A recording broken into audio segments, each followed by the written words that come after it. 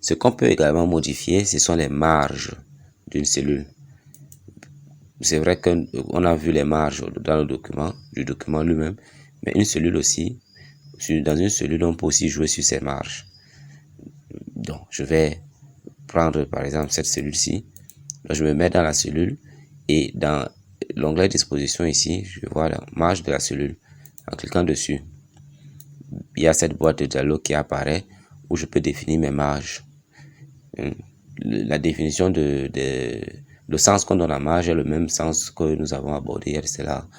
Je ne sais pas si c'est dans ce cours ou pas, mais ça a déjà quand même été abordé. Donc, on a la marge en haut, marge en bas, à gauche et à droite. Donc, c'est ça. Ici, par exemple, je vais définir une marge. Je ne sais plus dans quelle cellule je suis. Je suis peut-être dans celle-ci. Celle-ci. Ok, je suis là. Donc, je vais définir une marge au-dessus. Peut-être de 0,5. Vous allez voir qu'il y aura un espace qui va se créer là. Je clique sur OK.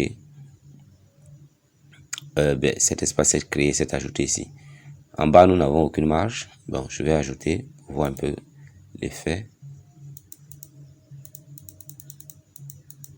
Donc, je spécifie et on voit que les marges s'appliquent à tout mon document, à toutes les cellules de mon document. Donc, partout, j'ai des marges définies comme en fait, les marges que j'ai définies là se sont appliquées dans tout mon tableau. Donc, dans tout le tableau, on a désormais des marges supérieures et inférieures. Je peux modifier aussi, je peux les supprimer, hein. Je peux les mettre à 0.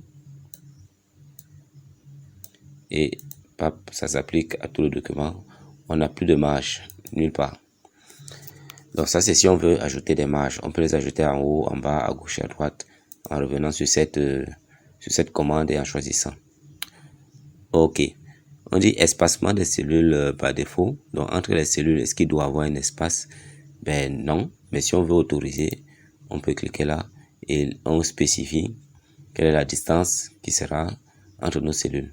Cliquons sur OK pour voir ce que ça fait. Donc, du coup, on a un espace entre les cellules.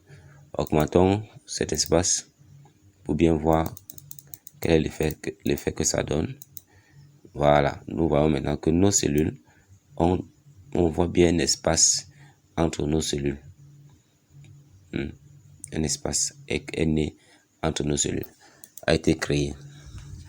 Si on ne veut pas d'espace, on peut revenir et ne pas autoriser d'espace et les cellules vont se...